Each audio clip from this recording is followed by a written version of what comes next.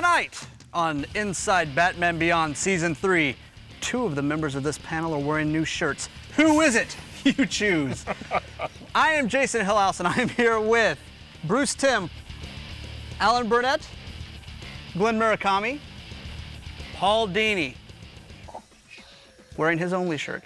We're here to discuss Season 3 of Batman Beyond. For this season, there were some standout episodes, and there's still, I understand, to this day, disagreements about some episodes that didn't quite make it. Go ahead, talk about it. I was trying to like do this really, kind of moderatory, kind of set it up thing, but no, these guys are gonna have it out, hit it. Well, Glenn and I had been talking about how it was kind of a shame that Terry's girlfriend, Dana, always kind of got the short end of the stick. Terry is always making a date with her and then having to break the date because he had to go out and do Batman stuff. Where's Dana? She got tired of waiting for you. Sounds like an old song, doesn't it? And Glenn kind of came up with, I thought, was a neat little story. And it was a little story, but I felt out of all the different, however many we were doing that season, we could afford to do one that was kind of offbeat. Terry's always letting Dana down, and throughout the story, he's gonna meet her, but then he has to go fight crime or do Batman stuff. But it's important that he gets on this date with her by the end of the episode, and I wanted him to succeed in the end. I didn't have much of a story, and I think the structure was weird, but that was the whole point of it. I mean, he just shows up at the date at the end. It wasn't a big Batman moment. Anyhow, so Glenn pitched the idea to Alan, and Alan tried to make it work as a story. Glenn and I were in Japan, and Alan faxed the outline to this story to the hotel, and I'm reading it, and I'm going, oh, Glenn's not gonna like this. And I get to the end, and not only does Terry not make the date with Dana, Dana gets so mad at him, she dumps him, and then Terry goes to Max, and he's pouring his heart out to Max, and they end up making out.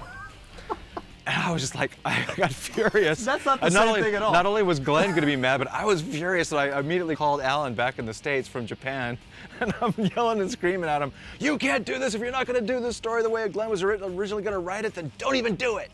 I thought, after we had our phone call, I think I went into your office, Paul, and I think I said, you came in dragging the paper next to you and going, geez, what does he want out of this? What does he want? I mean, I tried to work with it, but I don't know. It's like...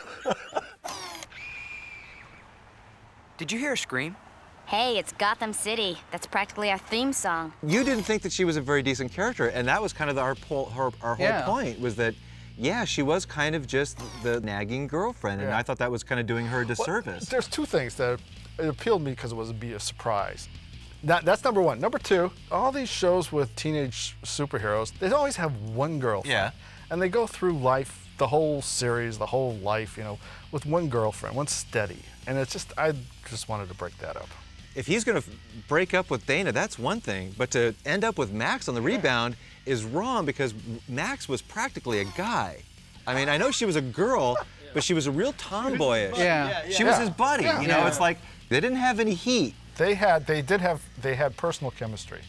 I had a different idea for 10, too. What was your idea for 10? When we see the Royal Flush Gang again, she's now queen. So Terry grabs 10, saying, I thought you were going to give this up, and then takes out the mask, and it's not her. That's the way I thought we can escalate the Royal Flush. Yeah, I did. And you guys just said, go away. They don't listen to you, do they? They don't. Yeah.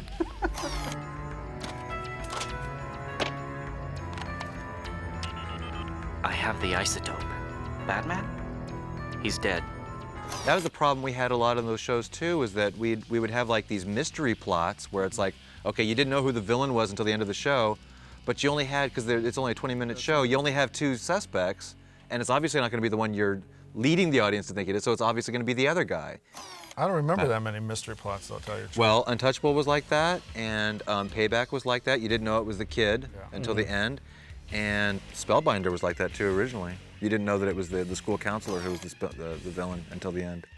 Does that kind of come with when you're going to do a quote-unquote Batman show? Does the mystery and detective element, like go into the filing cabinets with the flashlight and break in and do? He did stuff, like there wasn't entire Hardy Boys mysteries or something, but Terry investigated. I'm sitting here investigating people who have saved the world more times than I can count. I've considered them heroes my whole life. How can one of them be a traitor? It's impossible. Is that something, when you're doing those kind of stories, is it because it's Batman that you think or whatever, or is that just the way the story's kind of turned out? A good mystery story is very hard to write. You have to put in a lot of misdirection and a lot of, red herrings, and you want the audience very satisfied in, the conclusion almost to the end, and then you turn it on its heels, and then you hit them in the face with, whoa, I never saw that coming.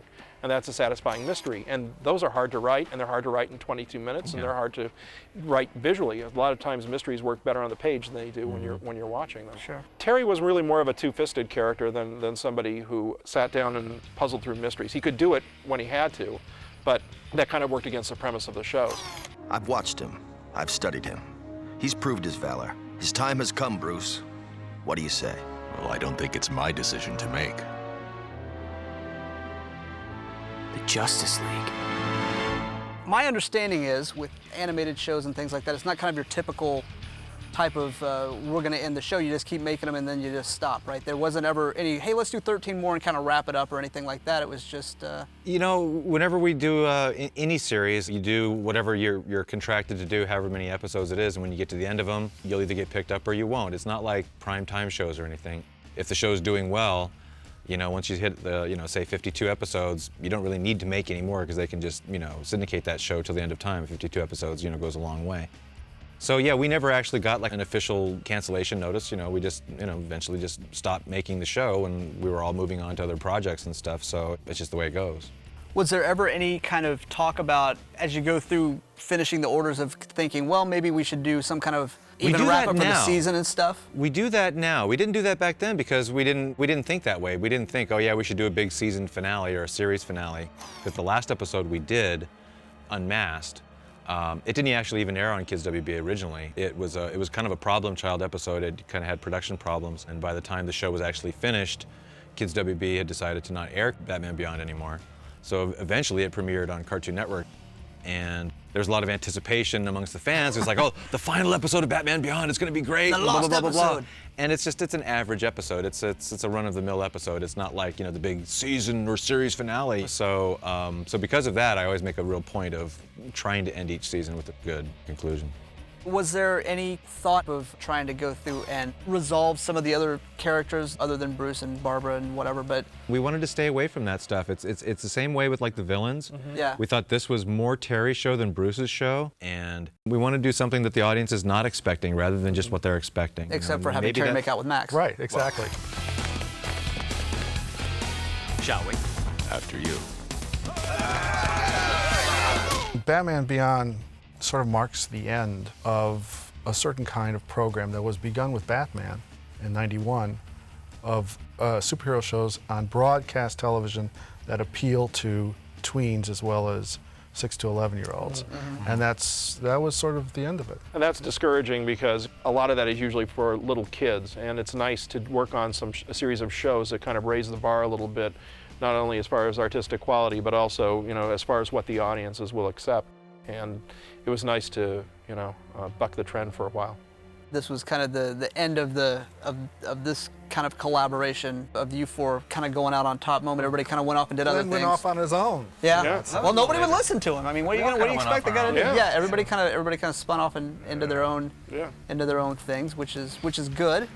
But you had a nice run. Of everything looking back at it. I don't know if I'd want to go back and do the series again, but I like the mythology that we all created, and I'd like to see that, exist in some way. I think it's a very valid, worthy continuation of the Batman mythos. Thank you guys again. I appreciate it. This is always a treat for me. I get to sit here and listen to some good stories, and we get to tape it for you to watch at home. Hope you enjoyed it as well. Thanks a lot. This is all for Batman Beyond. See ya.